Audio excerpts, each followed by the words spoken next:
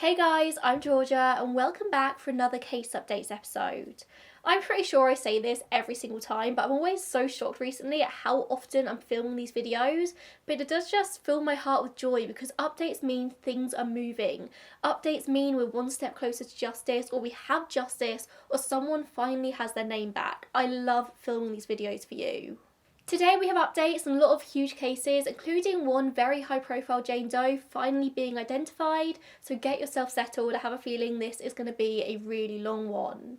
You may have also noticed that I do now do quick YouTube shorts as and when updates are released to the public in these cases, just so I can share the news with you guys as quickly and as immediately as possible.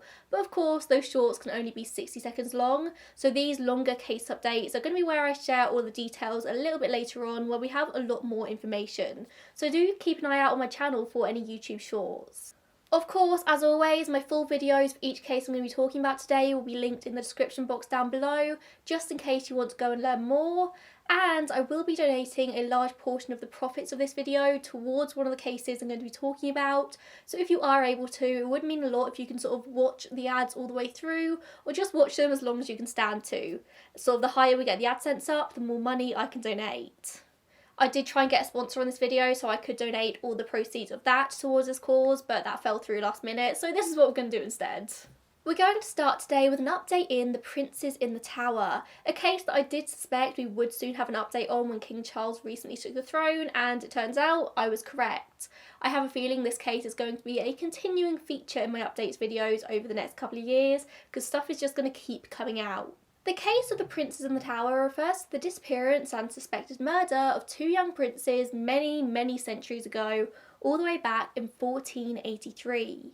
12-year-old King Edward V and 9-year-old Richard of Shrewsbury, Duke of York, were the only surviving sons of King Edward IV when he suddenly died. And seeing as the new King Edward was so young, his father's brother, Uncle Richard, was designated as Lord Protector.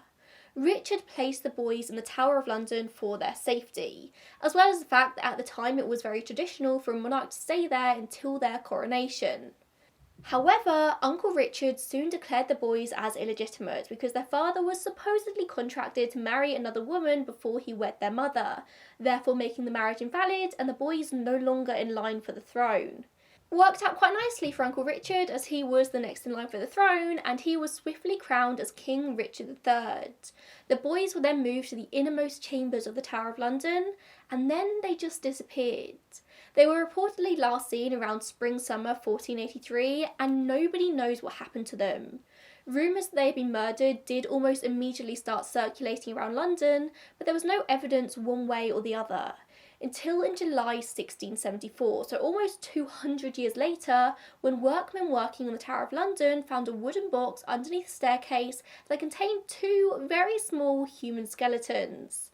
It's long been assumed that these two skeletons were those of the missing princes, but this was the 1600s. It's not like they could DNA test the remains, so they were just placed in an urn, and on the orders of King Charles II, they were interred at Westminster Abbey, alongside numerous other monarchs and royals. And then another couple hundred years later, in 1933, modern testing for the time was done on these remains, and it was confirmed that the bodies were aged about 10 and 12, but nothing further could be discerned.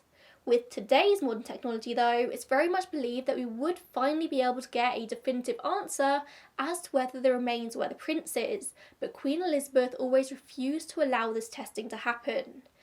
The DNA testing has always been refused on the grounds that it could set a precedent for testing historical remains that could lead to multiple different royal disinterments.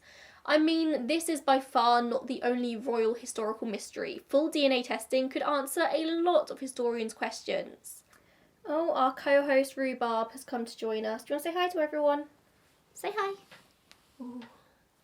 This is Rhubarb. She's going to co-host for a little bit. Hopefully you won't mind her purring on my lap. People have said in the past they don't mind her purring, but just in case. As I was saying, people were also concerned what would happen if the DNA test came back as negative. What do you do with the remains then? And also, although it's never been explicitly said by the officials, I do suspect there was also a lot of hesitation in case it threw the Queen's place on the throne into question. What if this DNA testing proved that she wasn't the rightful heir? There were very strong calls from the Richard III Society back in 1995 for this testing to be done, but apparently the Queen and the then Home Secretary and the Prime Minister were in full agreement that this matter should not be reopened. And those calls for testing grew even stronger back in 2012 when the remains of Richard III were found beneath a car park in Leicester, because now they literally had a direct relative of the princes to test against. But still the Queen resisted. However, now King Charles is on the throne, it's said that he takes a very different stance. He is said to like an investigation to go ahead so we can determine once and for all how the young royals died. However, the buck doesn't stop with the king here. Any forensic testing also needs to get consent from the Dean of Westminster as well, but if the king agrees to it, I don't see any reason why the Dean would refuse. This is all hypothetical right now. As far as I can tell, no actual steps to be made towards this, and I doubt it's right at the top of the to-do list for the palace, but fingers crossed movements will be made soon. The first step would be carbon dating of the bones, which basically means a small sample would have to undergo radiocarbon dating to determine whether the bones are even from the right time period. If the bones are found to be not from this time period, then there's your answer right there, and literally couldn't be the princes.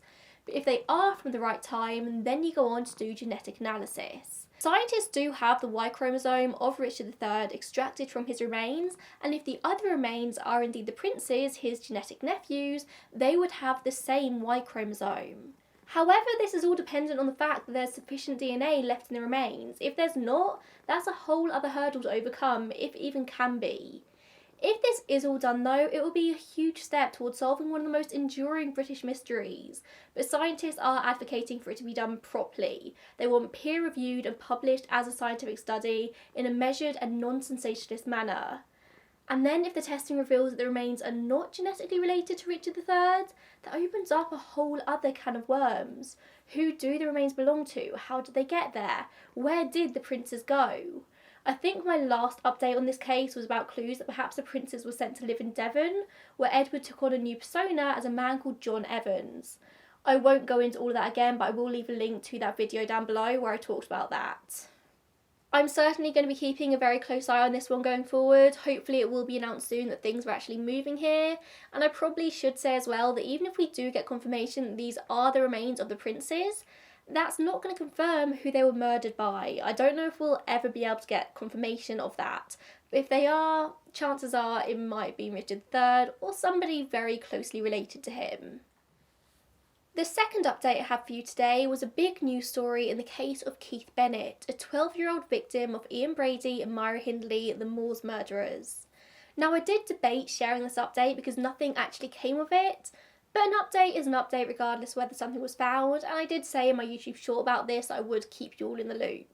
So the Moors murders refers to 5 children killed by Brady and Hindley in the 1960s, 4 of whom were buried in the Saddleworth Moor, and whilst 4 of the victims' bodies have been found, so 1 at Brady and Hindley's home and the rest in the Moors, Keith Bennett's body has never been found, although it has been confirmed he was indeed a victim.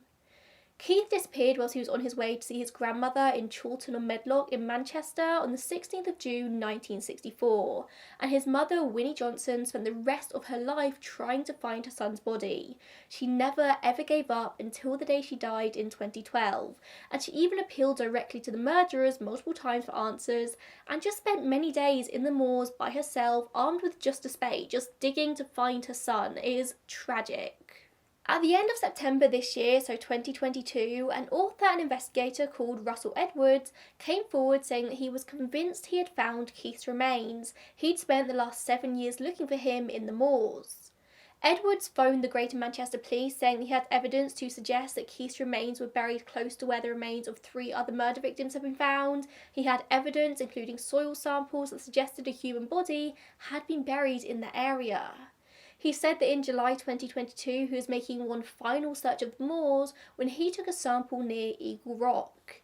He took this sample from the middle of a long patch of strangely white grass that was strangely grave-sized, about 5 foot by 3 foot. He said that most of the time when he was taking soil samples you tend to hit granite or stone, but the sample stick just went in very easily this time, suggesting this ground had previously been dug.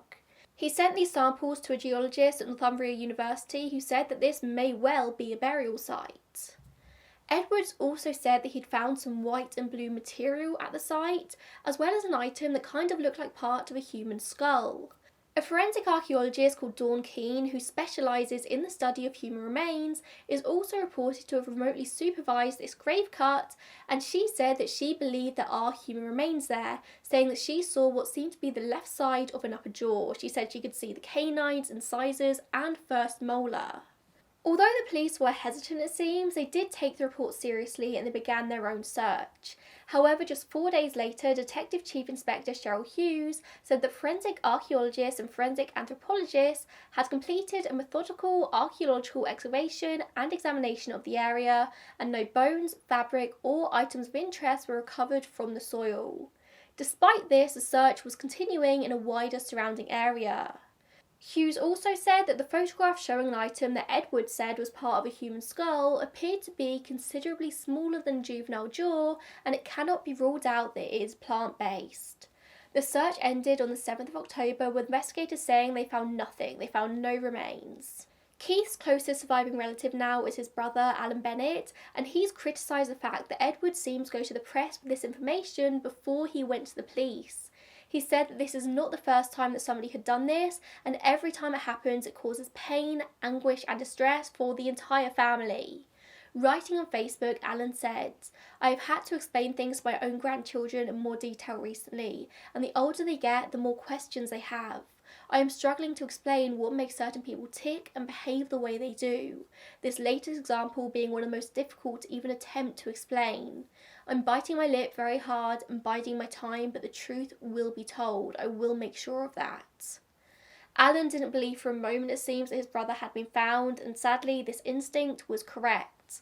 I can't imagine being in such a position, being told time and time again over the years that his brother was finally going to be able to be found, to be reunited with his family, be laid to rest properly. But it just never turns out to be anything. Your hope must just get slowly chipped away over the years. But I do really hope for Alan that one day a lead will turn out to be correct and Keith's body will finally be found. As you can imagine, there has been a lot of criticism aimed at Russell Edwards over all of this, saying that this was just a publicity stunt to promote his books. A lifelong amateur investigator and author, he first came into the public eye in 2014 after publishing a book called Naming Jack the Ripper, where after years of research he produced what he called the definitive evidence to prove the identity of Jack the Ripper, apparently thanks to modern DNA testing. A lot of scientists called him out on this at the time, but he's not the first person to claim that he's identified Jack the Ripper, and I'm sure that he's not going to be the last. I personally like to think the best of people. I like to think this was not a publicity stunt on Edward's behalf, and he really did think he'd found something worth investigating. He's reportedly searched the moors for Keith since 2015, and has now said that he took his investigation as far as possible and he will not return to the moors. He has nowhere else to search, he says. Investigators have always said in this case that if you have any potential information, they will follow it. They want to be able to provide closure to Alan and the rest of Keith's surviving family. They want to do Winnie justice. The Greater Manchester Police have stressed the investigation into Keith Bennett's death has been open since 1964 and it will not be closed until his family have answers. So they are always willing to listen to any leads people might have, even if it leads to another dead end. According to The Guardian, the Assistant Chief Constable, Sarah Jackson, has said, "We have always said that we would respond in a timely and appropriate manner to any credible information which may lead us towards finding Keith. Our actions in the last week or so are a highly visible attempt of what that response looks like, with the force utilising the knowledge and skills of accredited experts, specialist officers and staff."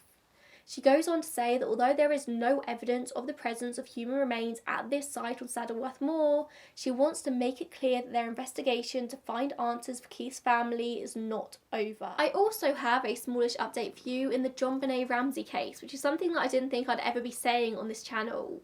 I don't think I need to give you a synopsis on JonBenet's case, we all know it.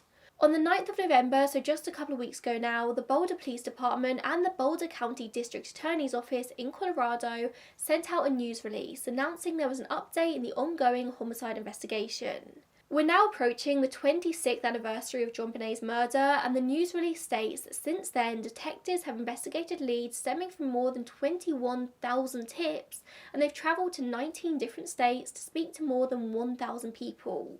To this day, the investigation receives assistance from federal, state, and local partners, including the FBI, and now several private DNA labs across the country. That's right, they're talking about utilising DNA testing to try and get answers in JonBenet's case, and this could potentially be huge. The DNA evidence they say they have in this case is said to be extremely small and complex, consisting of unidentified DNA found in JonBenet's underwear, and touch DNA was also discovered on the waistband of her long johns. The problem, they say, is that this sample could potentially be consumed by DNA testing, which is to say that if they attempt the testing and something goes wrong, they lose the only evidence they have. This news release states there have been several discussions with private DNA labs about the viability of continued testing of this DNA, and these discussions remain ongoing. Whenever there is proven technology that can reliably test forensic samples consistent with the sample they have available here, they have said that additional analysis will be conducted. So basically they're saying it in quite a roundabout way, but what I think they're saying is that they're fully intending to do forensic and most likely full genealogical genetic testing on this DNA when the tech is ready for it. And that's exciting because we're all seeing how fast the tech is improving in this area. However, I must say we have already seen the incredible things that current tech can do. Companies like Othram, who I'll talk about later in the video. I do find it hard to believe they couldn't do this testing now. Last year, the Major Crimes Unit announced they'd analysed nearly 1,000 DNA samples to find no matches, but I don't think the full genetic testing has happened yet, like the testing to the extent we see in a lot of Jane Doe cases, for example. It just doesn't seem like they have enough material for this, but I do admit that the articles around this are quite confusing. They sort of very contradictory. They've also said that in 2023 they're going to be consulting with the Cold Case Review team to look at what else they can do in this case. The Cold Case Review team is comprised of professional, investigative, analytical and forensic experts from across the state, and they will make recommendations on what the next best steps are here. I know we all have our own opinions about what happened to JonBenet Ramsey and who's responsible for her murder, but what I will say, her family does very much seem to be behind this news, and they're the ones pushing for these movements to happen. Since the very beginning of this case, the Ramsey family have been very critical of the Boulder Police Department's handling of this case, mostly because they were all considered suspects for a very long time. John Ramsey, JonBenet's father, spoke at CrimeCon this summer to pressure police into retesting this evidence, and he said that people need to sign a petition calling on the Colorado governor to hand over decision-making power regarding DNA evidence from the local police to an independent agency. Of course, I will leave that petition linked in the description box. It certainly seems like the statement the police made earlier this month might be on the back of this public pressure. John is still criticising the police, saying that if it stays in the hand of the Boulder PD, he doesn't think this case will ever be solved, especially because apparently it's still in the hands of the same two detectives from 1996, but I guess we'll just have to wait and see. If this DNA is tested and they do find who it belongs to, it certainly could provide more answers here. I think they need to get DNA to Othram, who are doing incredible things in this field right now. If anyone can get any answers here, Othram can do it. Next up, we have some huge news in the case of Renee MacRae. Yes, I am pronouncing her name correctly. I have to say that disclaimer every time I mention Renee, otherwise I get destroyed in the comments, and I'm very sensitive. 36-year-old Renee MacRae and her 3-year-old son Andrew disappeared on the 12th of November 1976 from near Inverness in Scotland. Her car was found burned out on the side of the A9.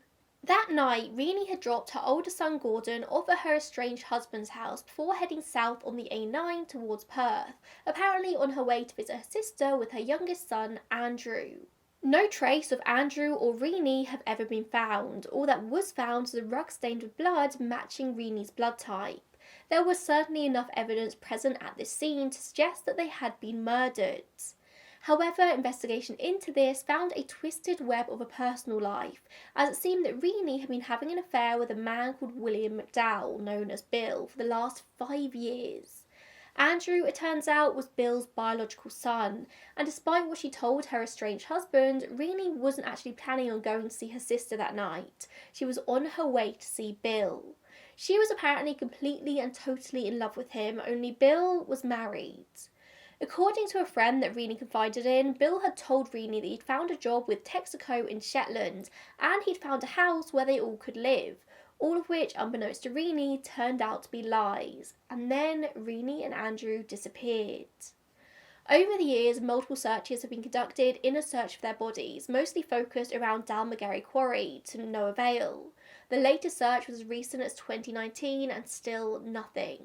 For a very long time, no one was arrested in connection with these disappearances or murders, but Bill McDowell was always a prime suspect. Despite intensive investigation over the years, there was never enough to arrest him though. Until September 2019, when McDowell was finally charged not only with the murders, but also with 2 charges of attempting to pervert the course of justice.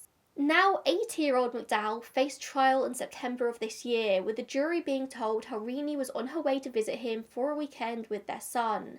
She believed they'd be moving to Shetland very, very soon.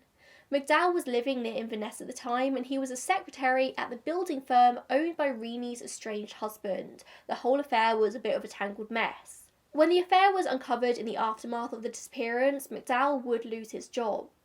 At trial, it was explained how after Renee and Andrew disappeared, he'd had the boot floor of his company car completely replaced, and he'd also refused to hand the car back until he'd had it scrubbed out top from bottom. His motive was said to be a growing concern that his affair was going to be revealed, something that would have been devastating for his finances and his lifestyle, which was said to be weirdly lavish for somebody of his pay grade. In his first interview with the police all the way back in the 70s, it said that Bill initially denied any association with Renee before confessing to the affair later that same day. However, at his trial a couple of months ago, he denied any involvement in Renee and Andrew's disappearance. McDowell was wheeled in his wheelchair into the courtroom each day of the trial by his wife, Rosemary, who he was with then and he remains with until this very day. McDowell is now 80 years old, and many of the witnesses at the trial were now also very much into their old ages themselves. One of the youngest witnesses was 65-year-old Martin Shand, who testified how he had been returning from college in Dundee for the weekend when he spotted 2 vehicles in the lay-by where Renee's BMW would later be found burnt out. The other car he saw was a Volvo, the same make as McDowell's company car, and it seems like pretty much all of the damning evidence in this case is centred around this company car. A man was also seen pushing a pushchair with what looked like belongings piled on top of it, and it turns out that Andrew had a very similar pushchair. McDowell's alibi changed multiple times over the coming months or years. He claimed that he was never near the A9 that night and he was home by 8:30 p.m, an alibi that at the time was backed up by his wife Rosemary, who was said to be very angry with police in questioning. However, in another statement, she stated that Bill didn't come home until after 10 p.m. that night, which was undermining the first alibi she'd given. On another occasion, when her husband had gone to the police station to provide information that had been requested, it said that Rosemary came in and just pulled him out, hindering the investigation. Other evidence in this case included a previous statement from a now deceased criminal called Dennis Tierney, who claimed that McDowell had offered to pay him to kill Renee and Andrew with acid. Evidence also came out that McDowell had told his handyman at a pub that he did and didn't when asked if he had killed them. Obviously, this is hearsay, but it was mentioned at the trial. In the end, on the 29th September 2022, William McDowell was found guilty of the murders. The sentencing judge, Lord Armstrong, sentenced him to life imprisonment for the crime. The minimum period before he was eligible for parole was set at 30 years. But he is 80 years old, maybe even 81 now actually, so I'll let you do the maths there. Lord Armstrong said, "On the evidence at your trial, these murders appear to have been premeditated, planned and carried out by you in the most calculating way. It was not a spontaneous event which happened on the spur of the moment. These appear to have been, in effect, executions. You murdered your victims and then disposed of their bodies and personal effects, including the boy's pushchair, and then took various steps to conceal the crimes you had committed and to avoid detection. The murder of Renee is bad enough. To murder anyone is bad enough. But why Andrew as well? Why a 3-year-old boy? How messed up do you need to be to think that's something you need to do? Andrew would have had no memory of anything. He wouldn't have known who Bill was. It's that bit that really gets me. It goes to show just how depraved this murder was. Some people have said Andrew was killed just because he was there. A 3-year-old couldn't be left on the side of a busy road alone. But if this statement from the former criminal is to be believed, he always intended to kill Andrew. It makes my blood boil. Maura Govens, Renee's sister, made a statement through the family's advocate saying, "The pain of losing Renee and Andrew doesn't ease. Not a day passes when both are not in our thoughts. Andrew's life was cruelly and brutally cut short at such a young age, just 3 years old, and I often wonder what he would be doing now. The passage of time has not eased the anguish. We've not been allowed to grieve properly. Not knowing how Renee and Andrew died and where their remains lie compounds the anguish. I have never stopped trying to find justice for Renee and Andrew, who deserve to rest in peace. Thinking of the terror they must have felt when they died in such a calculated and callous way continues to haunt me."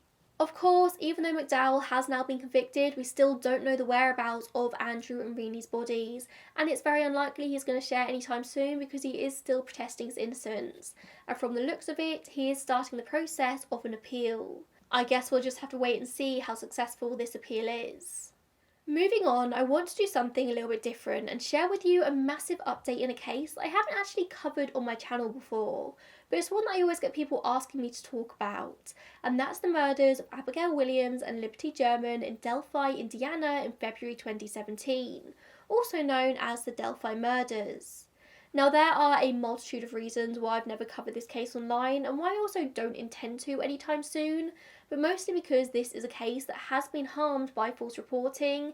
It's also a case where the police have purposefully not publicly released all the evidence they have, so anyone reporting about this online is only really telling half the story. I very, very carefully choose the cases I want to talk about on my channel. I don't talk about recent cases that are still being actively investigated, unless I've been directly contacted by a family member to do so.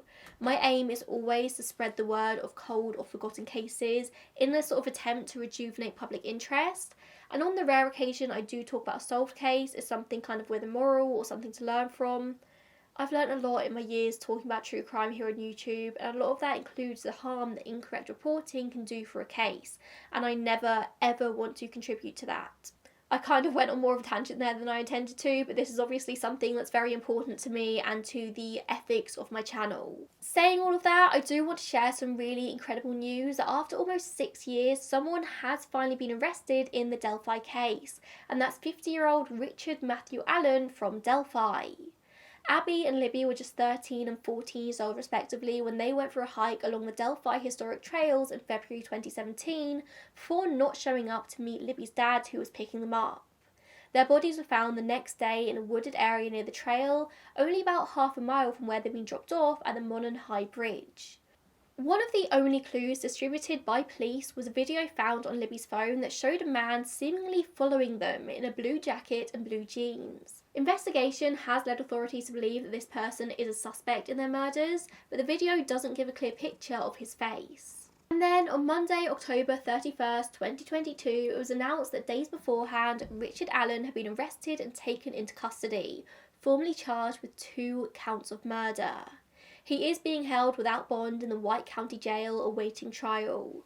Now, there has been no evidence released about what led to this arrest, and going forward they're not going to release anything. The probable cause affidavit and the charging document have been temporarily sealed because this investigation is far from over. Remember, this is a case of innocent until proven guilty. I mean, all cases are innocent until proven guilty. Allen has not yet faced trial. This case is not solved, somebody has just been arrested. Right now, a pre-trial date is set for the 13th of January and a trial date is scheduled for March 20th, but as always, this is subject to change. These things are never straightforward. Which brings me to the main reason for mentioning this case in this video. There is currently a change.org petition being pushed by the girls' families to keep this arrest evidence sealed in order to ensure that this investigation is not jeopardised.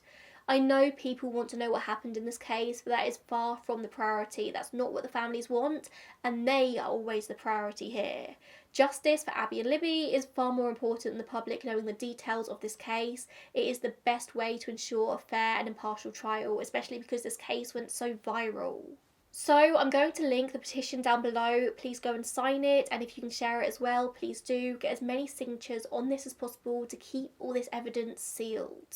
Which brings us on to some Jane Doe cases, and we actually have something pretty important to discuss in the case of the LISK, the Long Island serial killer or Gilgo Beach killer, whatever you want to call them. I actually didn't know about this update until a subscriber actually messaged me on Instagram with a magazine article about this. So Cameron, if you're watching, thank you so much for that.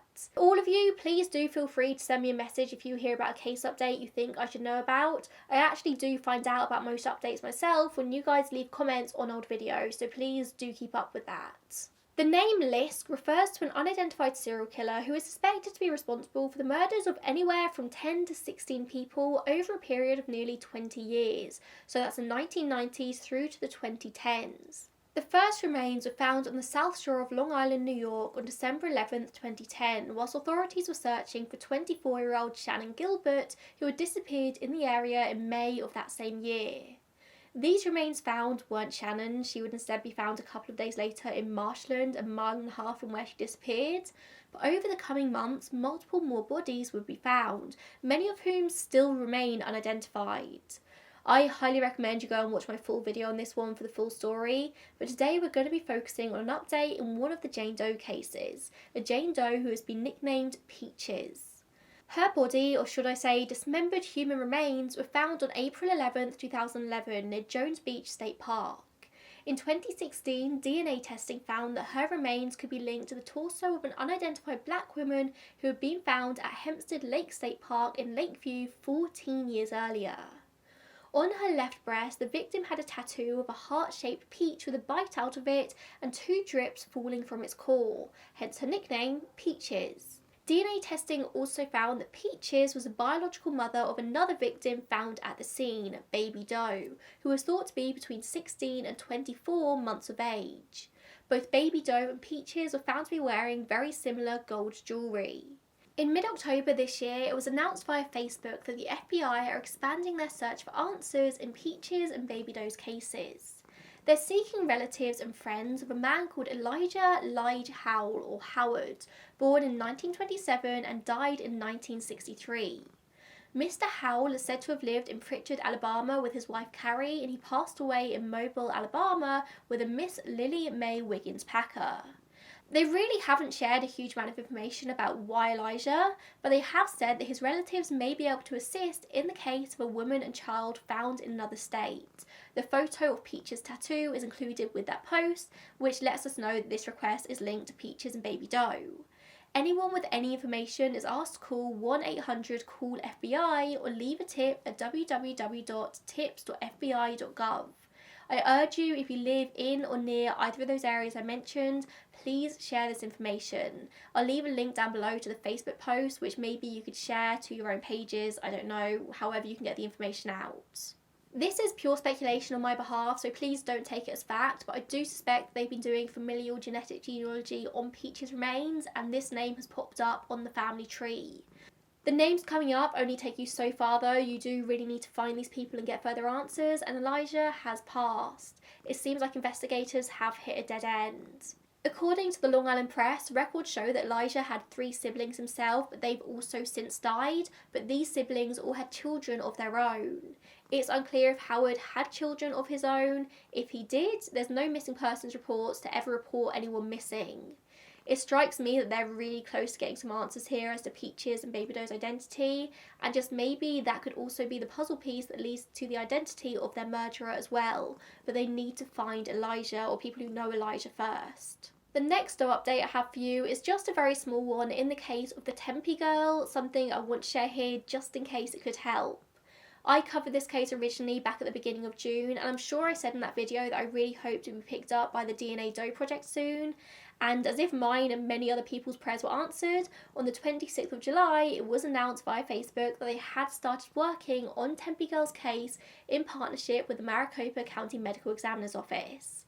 She also became one of DNA Doe Project's spotlight cases for National Hispanic Heritage Month in September, when it was announced that her DNA matches so far indicated that she might be Peruvian or Mexican.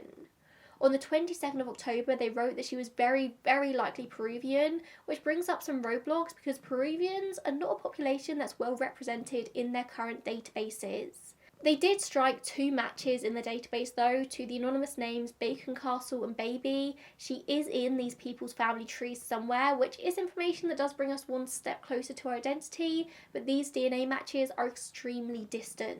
DNA Doe Project have asked for 2 things to be able to help with this case: to share their Facebook post to your personal page and to Facebook groups. I'll leave it again linked down below, especially if you live in Arizona and the surrounding states and or are Peruvian or of Peruvian descent. As they state in this post, the more eyes on her face, the more likely she is to be recognised.